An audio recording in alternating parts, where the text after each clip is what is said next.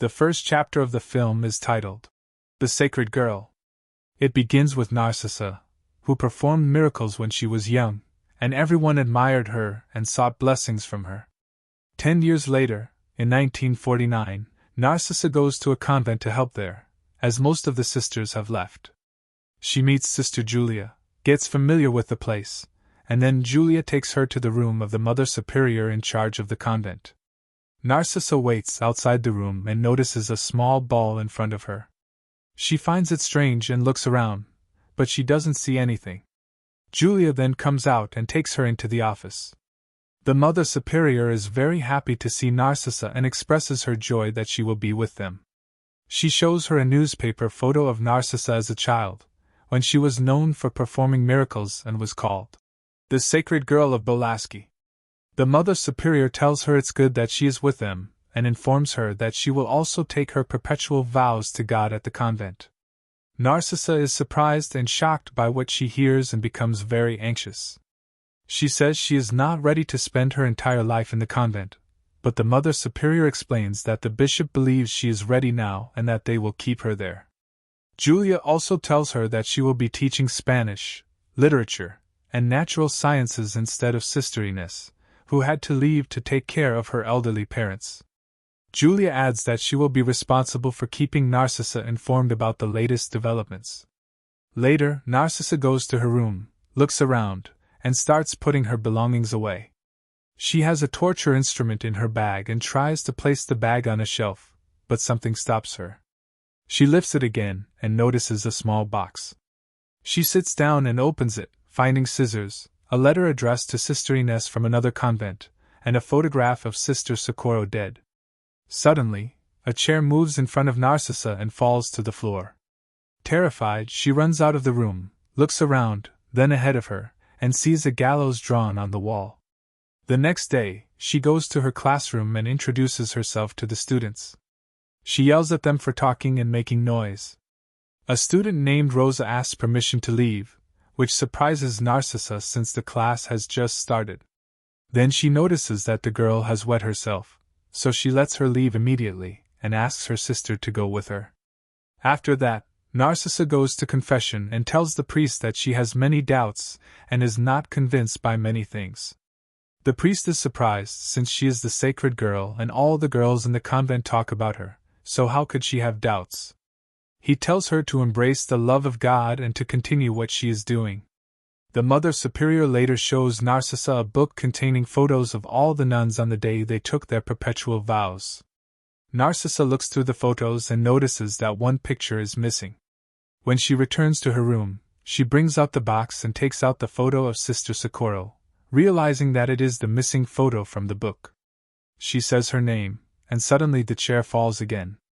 She leaves the room and sees the ball that appeared at the beginning, along with the drawn line. The ball begins to move on its own along the line, and Narcisa decides to follow it. She goes down to the basement and notices something wrapped in cloth. When she opens it, she is shocked to discover it is a mummified hand. She takes the hand to the Mother Superior, without having a clear explanation for why she went down to the basement. The Mother Superior is extremely happy and says this is a miracle, because the hand had been missing since the days of the war. After that, the second chapter begins, titled, If you write your name, you are cursed.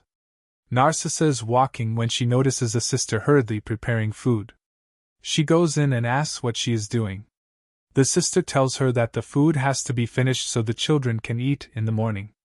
She behaves very strangely, seems insane, makes Narcisa taste all the dishes, and then calls Narcisa by the name of Sister Ines. Then she comes back with some special treats and gives one to Narcisa. Narcisa is about to eat just a small piece, but the sister gets angry and tells her it has to be eaten all at once. After that, she insists that Narcisa take another one and pressures her this time, saying she must eat both together. Narcisa becomes scared and forces herself to eat them, while the crazy sister laughs hysterically the entire time. Narcisa notices something strange in her mouth, and blood starts to drip from it. Suddenly, the special treats appear again, and they turn out to be eyes covered in a large amount of blood. All of a sudden, the sister steps back, and her eyes are gone completely. She screams. Narcissa starts trembling and wakes up, realizing it was all a nightmare. She wakes up knowing that if she is going to become a nun, her hair must be shaved.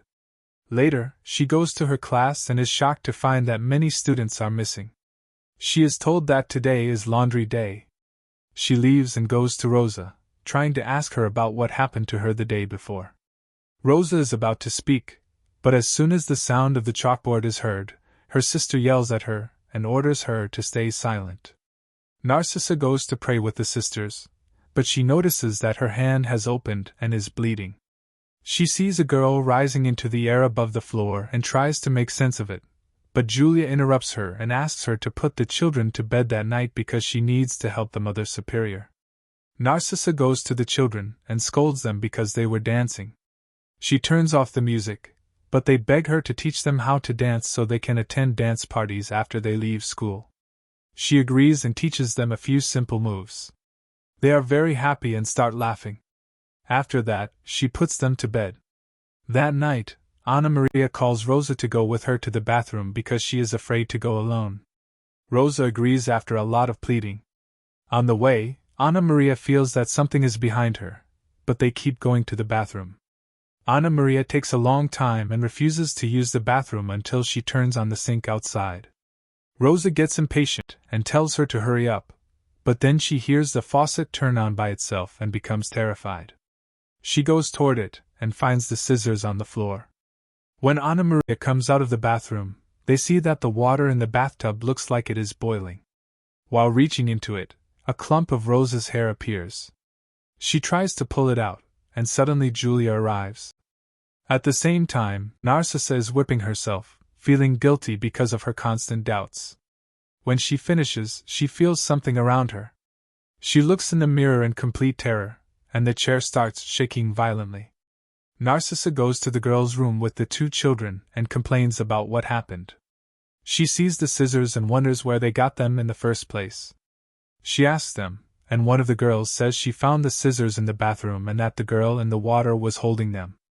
Julia slaps the girl and takes her away. The next day, Narcissa does not find Rosa in class. She goes down to the basement and finds her alone in a cell. She asks her about what is happening in that place, and Rosa tells her that she spoke to Ines, but she did not believe them. She says the place is haunted by the ghost of a little girl.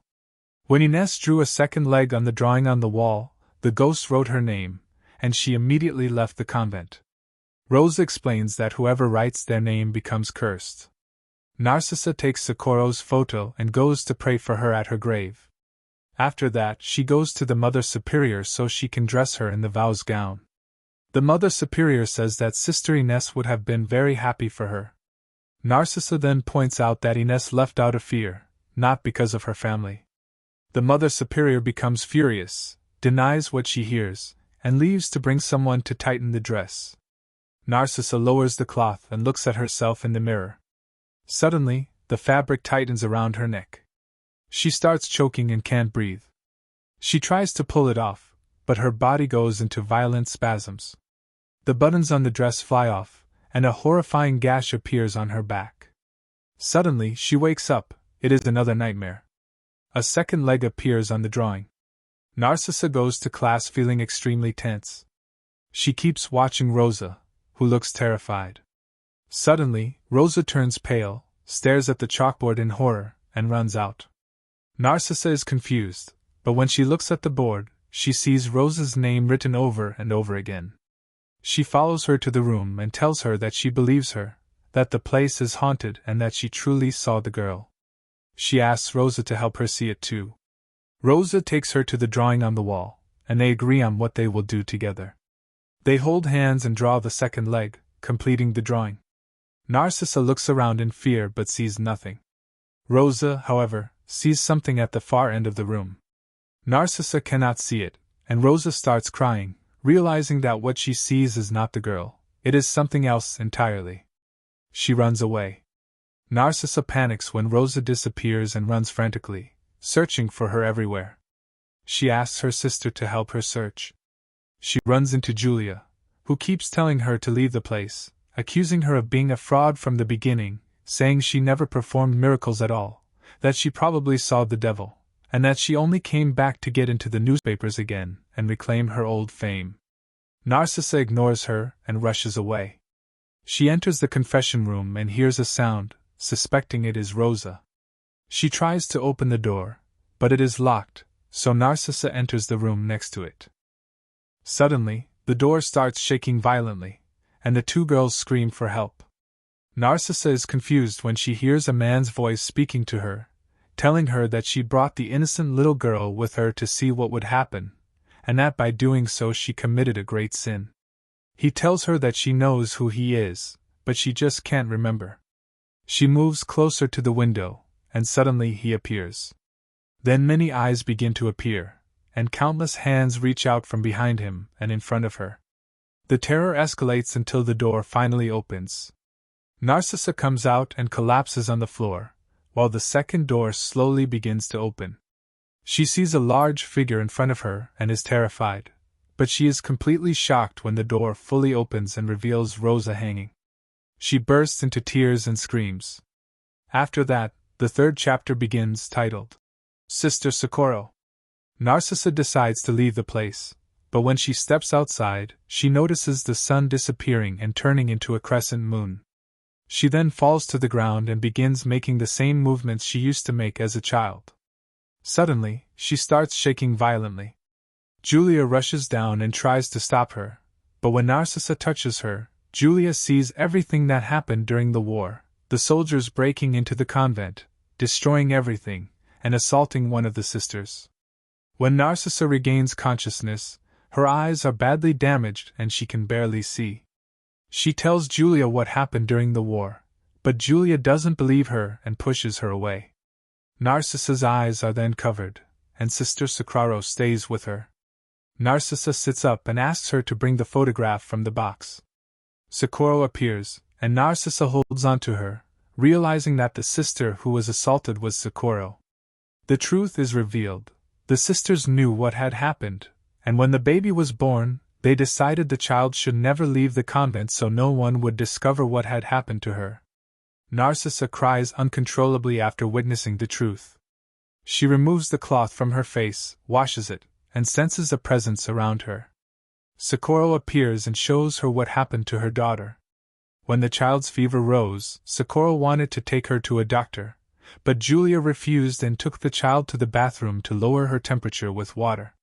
Sister Socorro and the Mother Superior were there as well. The child struggled, and unintentionally, they struck her head hard and killed her. Socorro screamed and cried for her daughter, then suddenly grew calm, as if she fully realized what had happened. She took a rope, climbed onto a chair, and hanged herself. The chair fell the same way it had repeatedly fallen in front of Narcisa. Later, Julia walked in, was horrified by what she saw, and began crying and praying for her. Narcisa breaks down in tears after understanding the truth, exhausted and apologetic. Suddenly, she is pulled back into the past and sees Socorro knocking on the door. She opens it, and the past merges with the present, causing everything to affect one another. Suddenly, events in the past begin to change. Socorro comes back to life and embraces everyone. In the past, Julia runs from her, and everything that happens there starts happening to Julia in the present, until a statue falls on her and kills her. In the present, Julia dies with the same symptoms, and her name appears written on the chalkboard. As for the Mother Superior, in the past she stands by the bathtub, senses something, and looks closely at the water. Suddenly, hands grab her and begin to drown her. In the present, she actually starts drowning, water mixed with blood flooding everywhere until she dies at her desk. Socorro goes to take her daughter, moves her legs, and a bright light appears. Narcisa is overwhelmed with joy, and it becomes clear that this has been Narcisa's gift ever since she was a child.